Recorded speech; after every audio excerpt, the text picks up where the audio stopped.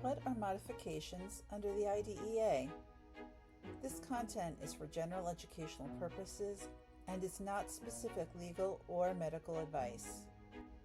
I'm Michelle Kotler. I have over 30 years of experience in special education as a teacher, school administrator, and attorney. If you are frustrated, anxious, and even burned out trying to get your child an appropriate education, this channel is for you. Imagine your child struggling in school while others thrive. This experience can be challenging and overwhelming. Fortunately, help is available through modifications under the Individuals with Disabilities Education Act, or IDEA. The IDEA is a federal law in the United States, which means it applies to every public school system in every state, Washington, D.C., Puerto Rico, and even Guam. The IDEA applies to all children from birth to age 21. This law says if your child is eligible for special education, the public schools must provide modifications as needed to make progress. So, what are these modifications? Modifications are specific changes made to the curriculum. An example of modifying the curriculum would be substituting reading material with another assignment that teaches the same ideas, but at a lower reading level that a child can read independently. Another example would be simplifying math problems on a worksheet. A special education teacher would create the new content for the child that is more accessible based on present levels of performance. Why might your child need modifications? Disabilities can affect concentration, understanding, or skills. Modifications to curriculum or content help level the playing field, making education more accessible. This requires an individualized, customized, and time-consuming effort. They ensure every child has access to learning. Now let's see how a special education teacher provides these modifications. They start by assessing your child's unique needs. Teachers must ensure modifications align with the child's present levels of performance and learning goals. When are modifications legally required? Under IDEA, all eligible children with disabilities must receive appropriate modifications as part of their IEP, or Individualized Education Program. The law says every IEP must contain, quote, a statement of the program modifications or supports for school personnel that will be provided to enable the child to advance appropriately toward attaining the annual goals, to be involved in and make progress in the general education curriculum in accordance with paragraph A1 of this section, and to participate in extracurricular and other non-academic activities, and to be educated and participate with other children with disabilities and non-disabled children in the activities described in this section. Unfortunately, there are two common problems involving modifications. First, many school staff confuse accommodations and modifications. Understanding the difference between them and who does what is vitally important to ensuring your child receives an appropriate education. Accommodations address how material is presented, how your child provides answers, or the setting in which your child learns. Accommodations do not address changing the curriculum or content. Accommodations can be provided by general education teachers alone, sometimes in consultation with special education teachers, but not always. Providing accommodations is not a form of specially designed instruction or specialized instruction. For more details about accommodations, check out my video on this topic, which you can find in the Parents Playbook playlist.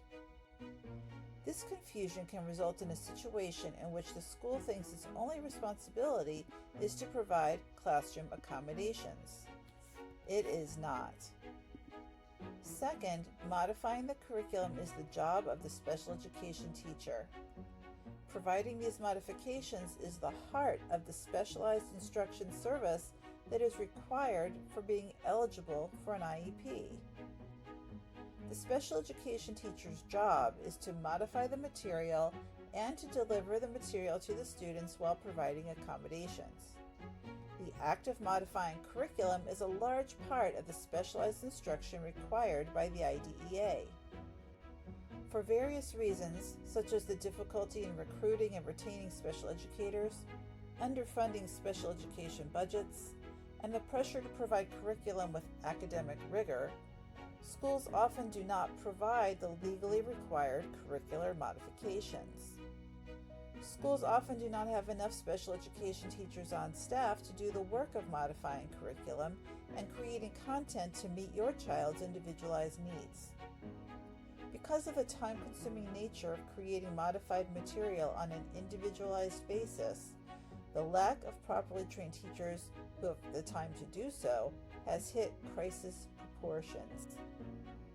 Also, many times, school districts simply refuse to modify the curriculum because they perceive doing so as lowering their standards for children with disabilities. This attitude sets up your child for chronic failure, which is at the heart of so much of your frustration as a parent. To summarize, modifications are vital for children with disabilities. They help create equitable learning opportunities. Special education teachers implement these changes based on assessed needs and the child's present levels of performance. Modifying material is the direct specialized instruction your child needs to be eligible for special education in the first place. Remember, providing these modifications is not just beneficial, it's the law. Schools often don't know that they are legally required to modify the curriculum, which is why it is so important that you do. The school may even say, "We don't do that here." If your child is eligible for an IEP, then yes, they do, whether they know it or not. I hope this video has helped you understand modifications under the IDEA. As a thank you for watching this far, I'm making a special offer available to you. If you have attended special education meetings, then you're familiar with that 40-page book that you probably never read and that you could wallpaper your house with, called Procedural Safeguards. These are your rights as a parent of a child with special needs. I've created a one-page guide that summarizes your procedural safeguards in language that is easy to understand. All you need to do is go to parentsplaybook.org and request your free guide.